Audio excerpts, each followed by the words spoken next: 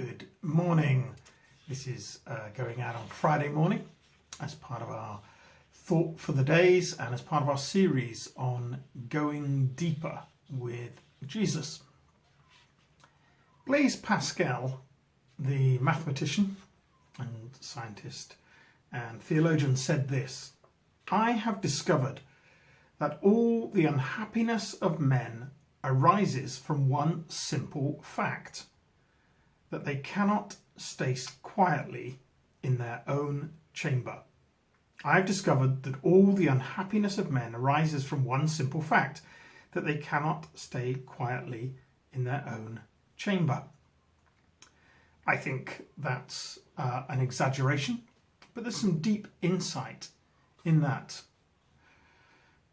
Today we're going to look at silence and solitude. So again, like yesterday, not so much a thought for the day, but hopefully some practical teaching thoughts on silence and solitude and on how I practice that. But of course, these practices come straight from Jesus. Jesus, in Matthew 14, when Jesus heard what had happened, he withdrew by boat privately to a solitary place, to the Eremos.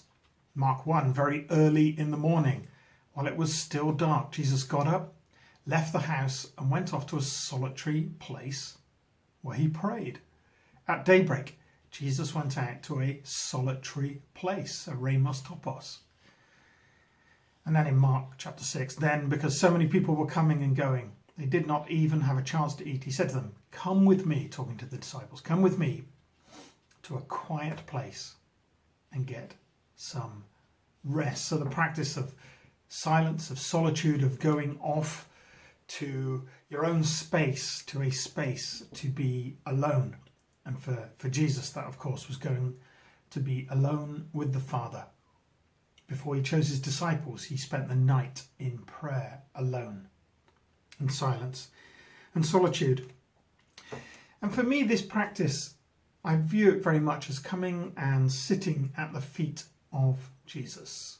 Just think about it. If you got to sit at the feet of the King of the cosmos, I think if you really thought seriously about it, you'd just come and sit.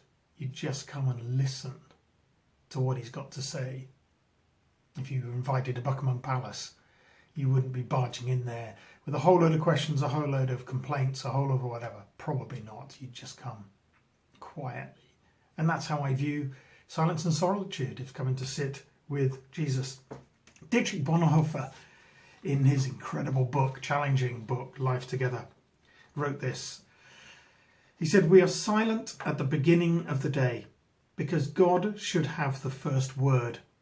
And we are silent before going to sleep because the last word also belongs to God. Silence is nothing else but waiting for God's word and coming from God's word with a blessing. But everybody knows that this is something that needs to be practiced and learned." And the practice of silence and solitude in my life has been absolutely critical. Learning to sit, learning to be still, learning to be quiet.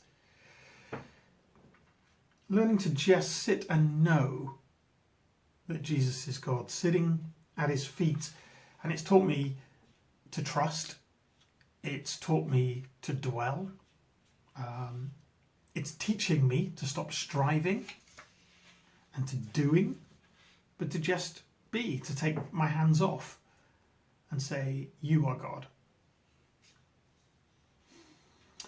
And for most of you, for me especially, I find that it really takes place in your imagination.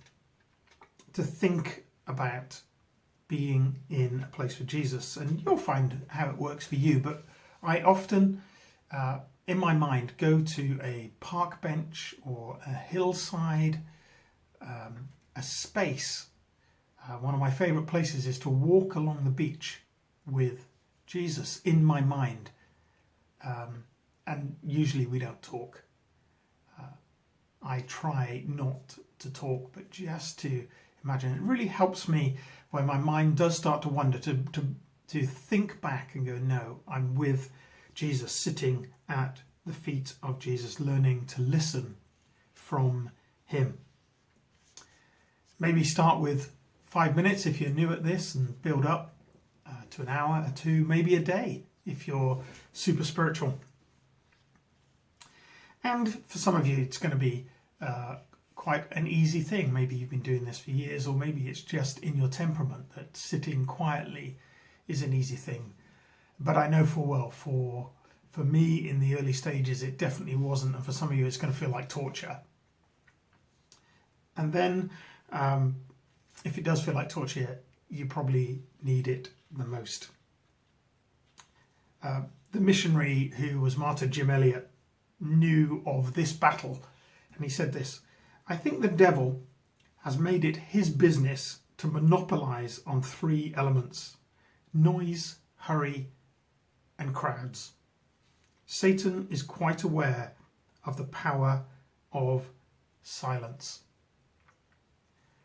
So maybe this day and subsequent days, just come and sit at the feet of Jesus. No agenda, not even praying, not even speaking with Jesus, but coming, learning to sit at his feet. And I think all of this is part of the practice of learning to take on the easy yoke of Jesus. In Matthew 11, "Come to me, all of you who are weary and burdened, and I will give you rest. Take my yoke upon you and learn from me." Have a great day.